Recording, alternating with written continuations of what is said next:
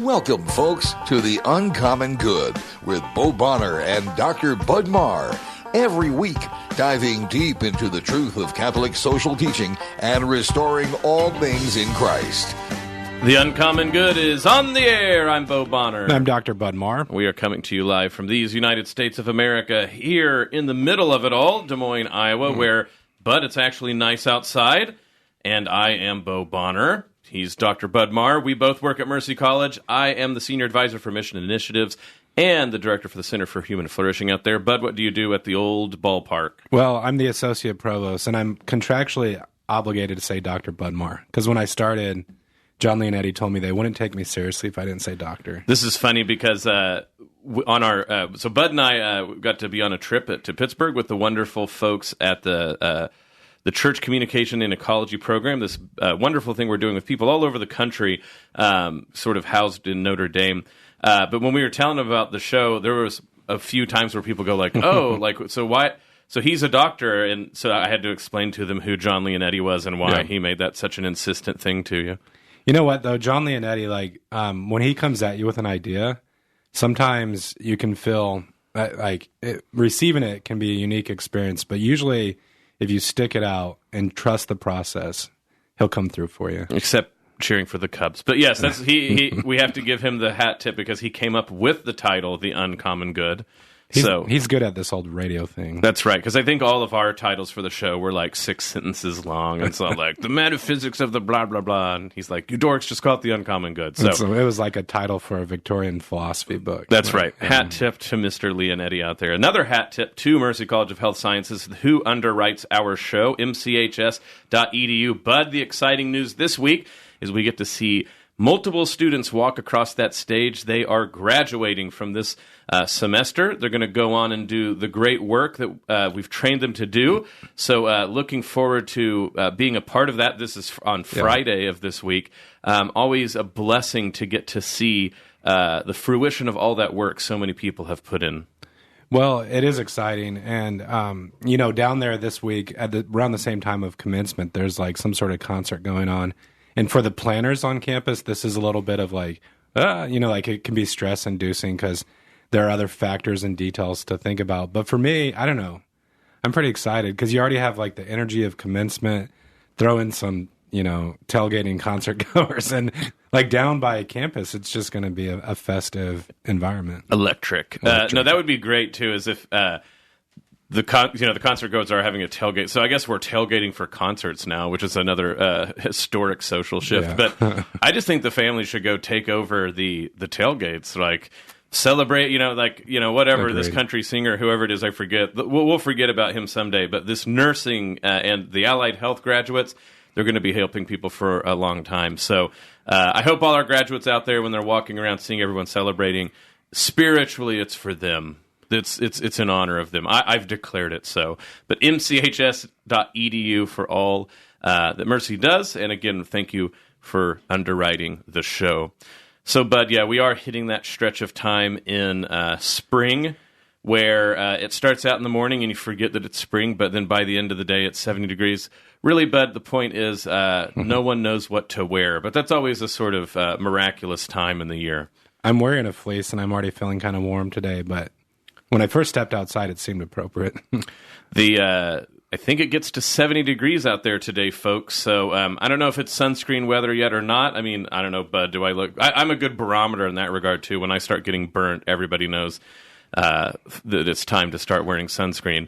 But, of course, we're glad that on a day like this, you're joining us here on The Uncommon Good. Continuing our series talking about sacrificial leadership, as we've been doing this year. Thank you for being a part of it. And looking one more time to talk about the liturgy and how that's the liturgical season informs us. So we're going to talk about Divine Mercy Sunday, mercy and justice, and what that has to do with sacrificial leadership. Of course, in the key of Jesus Christ, it has to look different for us. So that's what we're going to talk about today. This is The Uncommon Good. Bo Bonner and Dr. Bud Marr, stick around. This is The Uncommon Good, and we'll be back right after this.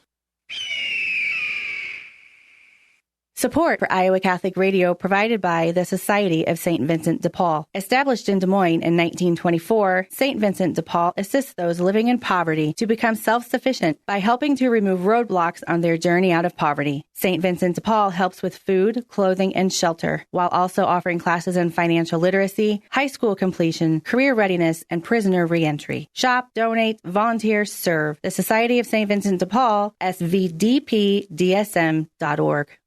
Support for Iowa Catholic Radio is provided by Ashworth Vision Clinic. Complete eye exams, contact lenses, glasses, glaucoma testing, and pre- and post-operative care. 515-440-4610. AshworthVision.com. Support for Iowa Catholic Radio provided by Farm Bureau Agent Cindy Schulte, an authorized independent agent for Walmart Blue Cross and Blue Shield of Iowa, an independent licensee of the Blue Cross Blue Shield Association. Learn more at 515-226-2111 or cindyschulte.com. Support for Iowa Catholic Radio is provided by Golden Rule Heating and Cooling. Since 1999, Golden Rule Heating and Cooling has been supporting customers with their rules to live by: respect, understanding, loyalty, expertise, and service. GoldenRulePHC.com. Support for Iowa Catholic Radio is provided by Marr Security, a Catholic-owned family business providing security solutions for homes and businesses since 1953. PerMarrSecurity.com, 515-244-5660. Support for Iowa Catholic Radio provided by Divine Treasures, a Catholic book and gift store serving the Des Moines community since 1992. Divine Treasures, 5701 Hickman Road, Des Moines, 515-255-5230. Thank you, Divine Treasures, for your support of Iowa Catholic Radio. Support for Iowa Catholic Radio was provided by Bozen the Florist. Valentine's Day, Mother's Day, weddings, whatever the message, say more with Bozen. Bozen.com, 515-244-ROSE. Bozen makes the moment mean more. Back with the Uncommon Good. Bob Honor, Dr. Bud Marr joining you this Wednesday. Thank you for listening to the show. It's wonderful to have you all with us.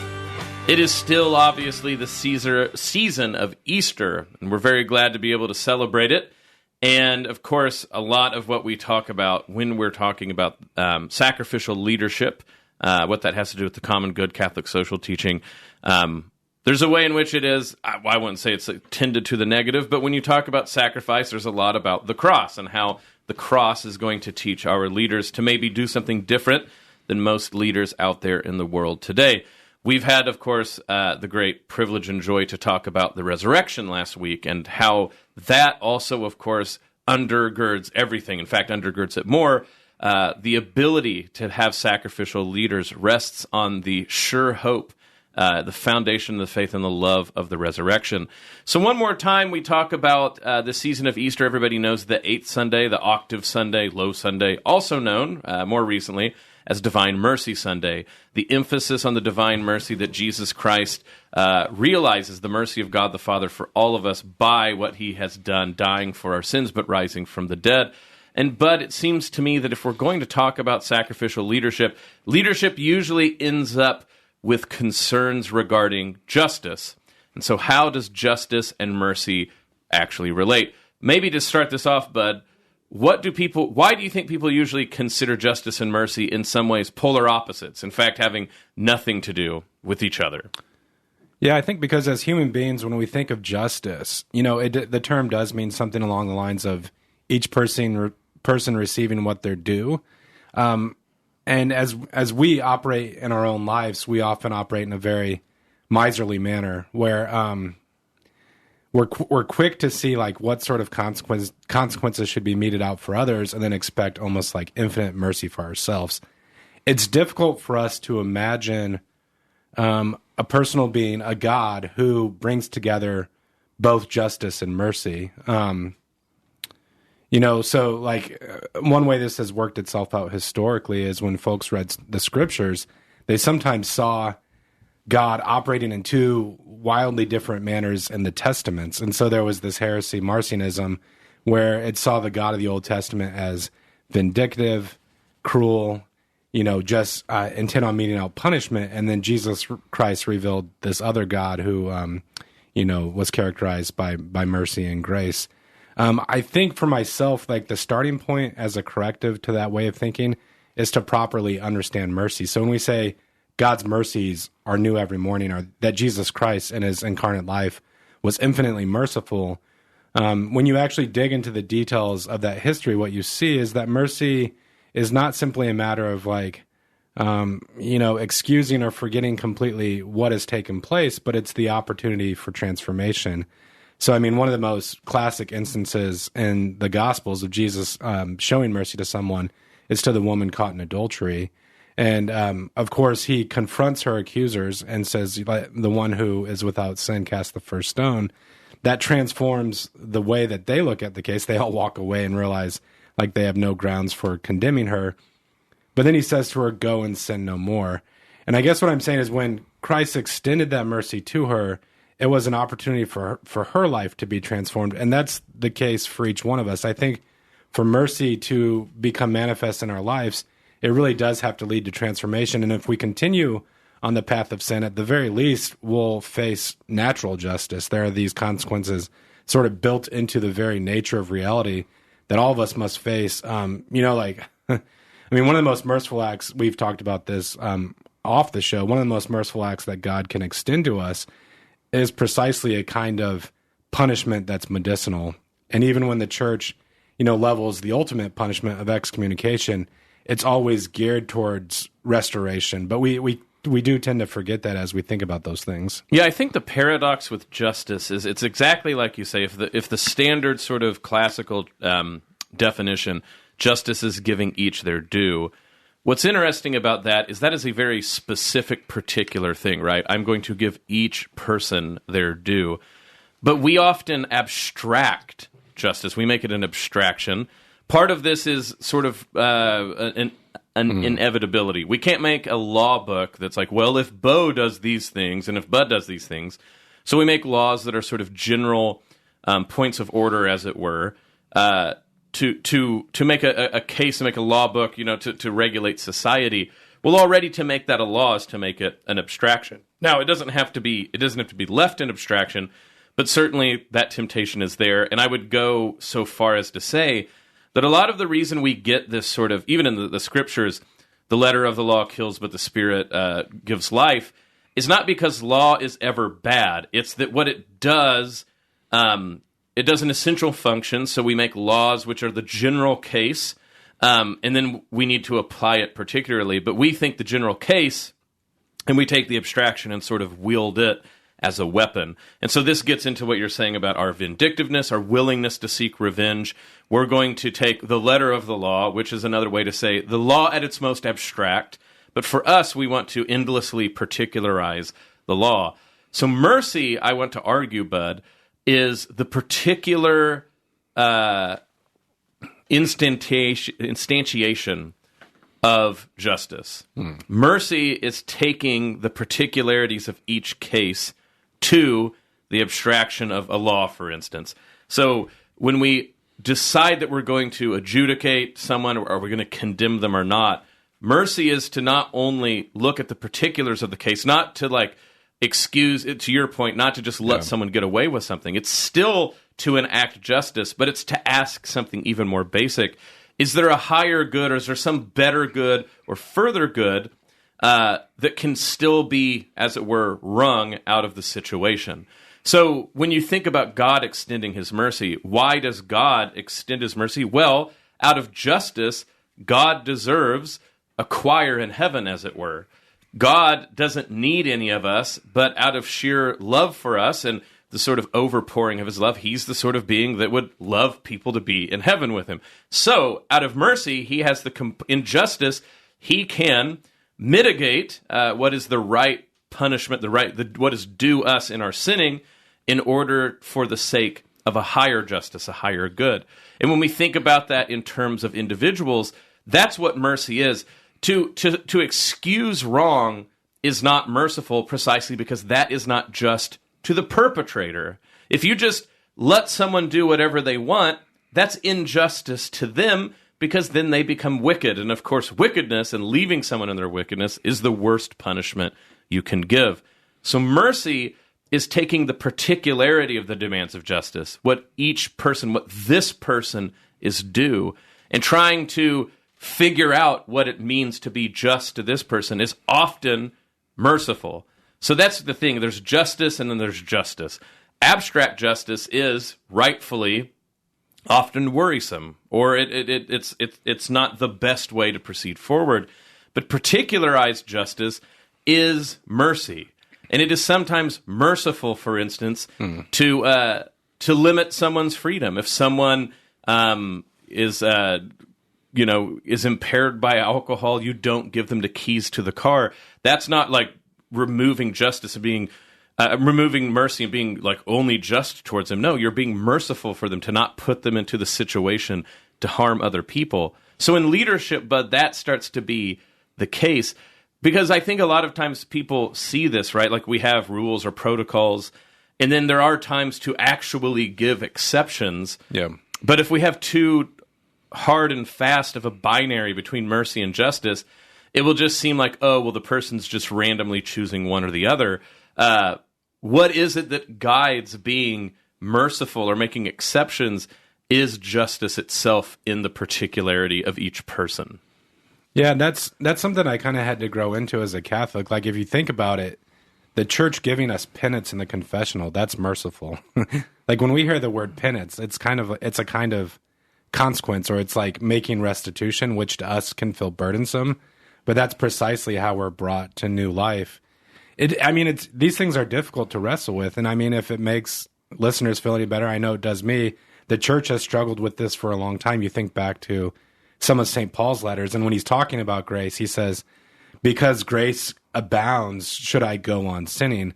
By no means. But there's this whole economy to how that operates. And I think as we are called into positions of leadership, we need to call to mind the admonitions in Scripture to leave room for the vengeance of God. I mean, vengeance is mine, saith the Lord, and then it's leave room for, we know that things will be set right in the end. Because I guess one parable I've been meditating a lot on recently is the man who's forgiven this massive sum by a king, and as he's actually walking home, he sees a neighbor who owes him, it's from $10,000 to $100 or something, and he actually tries to shake that man down and eventually throws his neighbor into prison because of this meager sum.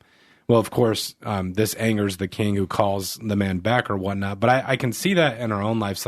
We have been forgiven so much, and we think about what we owe God and the many times in our lives where we've failed in some ways. What does that look like as we extend that mercy to others? And I know one theme we keep coming back to is it doesn't simply mean as a parent just letting your kids rule the roost or whatever, leaving people to their own devices. But, finding that golden mean is such an essential task as a leader. Absolutely. This is the Uncommon Good and Justice. It's time to turn it over to the commercials. We'll be back right after this. Support for Iowa Catholic Radio is provided by CTO. What great news for donors to the Catholic Tuition Organization. You now receive 75%. Yes, 75% of your donation back in Iowa tax credits beginning January 1st of this year. Your support has helped thousands of students attend our Catholic schools. Best gift ever. Online, ctoiowa.org. At CTO, the bottom line, it's for the kids and their future. Support for Iowa Catholic Radio is provided by Construction Professionals. Construction Professionals does remodeling and new construction. Construction Professionals is a Catholic family business built on a strong foundation. CPCustomHomes.com. Thank you, Construction Professionals, for supporting Iowa Catholic Radio. Support for Iowa Catholic Radio is provided by Confluence Brewing Company, brewed locally since 2012 and featuring regular, seasonal, and limited release beers. Confluence Brewing Company, 1235 Thomas Beck Road off the bike trail south of Grays Lake. ConfluenceBrewing.com. Support for Iowa Catholic Radio is provided by Skeffington's Formalware, in business since 1951, with locations in Des Moines, West Des Moines, Coralville, and Ankeny. Skeffington's Formalware, fitting you for life celebrations. Online at skeffingtons.com. Thank you, Caldwell Parish, for underwriting Iowa Catholic Radio. Conform to the wishes of the deceased and to Catholic liturgical burial traditions. Caldwell Parish Funeral Home, Des Moines' only Catholic-owned and operated funeral home. CaldwellParish.com.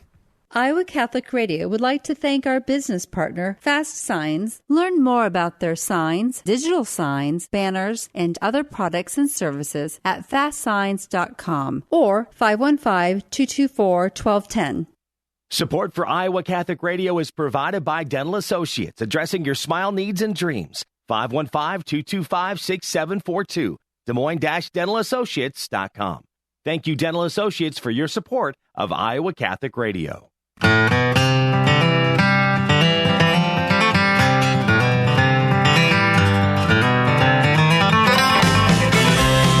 with the Uncommon Good. Bo Bonner and Dr. Bud Marr joining you this Wednesday. Thank you for listening to the show. It's great to have you here with us. We're talking about sacrificial leadership, closing out, not of course the Easter season completely, but the Easter octave, talking about Divine Mercy Sunday and what that has to teach us about sacrificial leadership, justice, and mercy. Yeah, but when you talk about the rubber hitting the road with justice and mercy, precisely like you said, this idea that because people have been merciful to us and shown us forgiveness, are we going to be willing to do that to others? This is difficult when we consider that often as a leader, of course, what you're trying to do is evaluate people's performances. Are they good in this place, et cetera, et cetera. And, you know, on one hand, I'm always an advocate of not giving easy language to make hard decisions, so you're all like, oh, well, what we're saying is I'm being merciful by letting you go, like firing from this job. If that's just some one big excuse to make the bitter pill go down, like that's not very just to people either. But I actually think it's important precisely for leaders to think about that, even in things like the hard stuff, like personnel decisions, or should we close down some aspect of the business that we're doing, like just as an example for people out there, is it's not just a matter of like reading the numbers or just, if we, again, justice abstractly, but to say mercifully, right? Like, do we sometimes actually string people along in positions where they're not succeeding precisely because we confuse mercy with being nice, for instance? Yeah, and I think this has come up in some of our other conversations around leadership, but I mean, one difficulty that leaders have to face, which I think we can do when we look to Christ and the saints, is that sometimes we face aspersion that's not maybe fair, and like taking that on and not immediately moving to like a self-defensive stance can also be a form of sacrificial leadership. But Pope Francis as a Jesuit talks a lot about discernment, and I think this is where, one thing that's maybe like a sub-theme on the show that we don't say explicitly often is like this entire way of life has to be bathed in prayer, because without that regular prayer and being just rooted in consistent conversation with God, we can't expect ourselves to make great decisions about all these things precisely because of the difficulties that are involved. Yeah, the sort of mystery of all this, right, is as soon as, so Christ grants all this mercy, it's not like the punishments are done, right? We have the very startling tale in Acts, for instance, where two people drop dead because they lie about simony, essentially. So it's not the matter of fact to say that to be merciful is to endlessly be nice and never have to make difficult decisions, but it does radically change the world in the way we think of it. Justice is not an abstraction. To make it abstract is to make it something like a tool that will too easily be wielded and used against people. Mercy is to consider these things particularly. How are we in particular going to apply what is due people, and realize that there are higher goods that we can actually strive for with those folks rather than just the immediacy of the abstract law. This is the Uncommon Good. May Jesus Christ, the Prince of Peace, reign in our hearts, our families, our city, state, nation, world, solar system, galaxy, the whole kit and caboodle. This is the Uncommon Good, and we'll be back next week.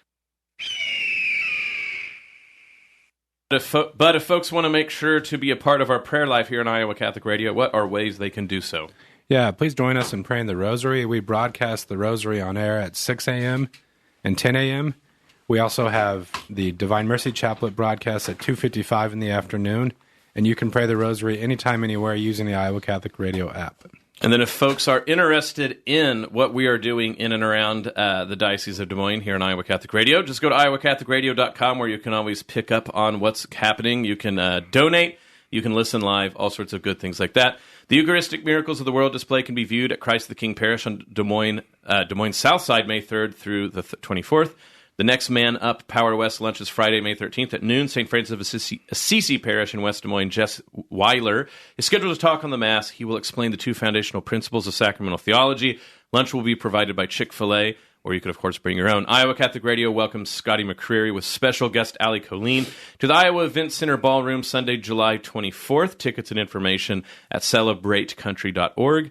And then finally, the Iowa Catholic Radio 15th Anniversary Footprints of God Pilgrimage to the Holy Land with Steve Ray, Matt Wilkham, and Father P.J. McManus will be November 11th through the 23rd in 2023. But you'll want to, of course, go on early, iowacatholicradio.com, to look at all the information regarding that and think about when you are making those decisions.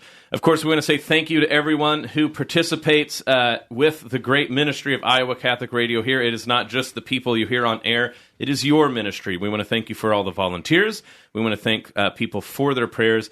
But, of course, we need your material support to make this occur, to make this happen. We are thankful for everyone who donates to the show.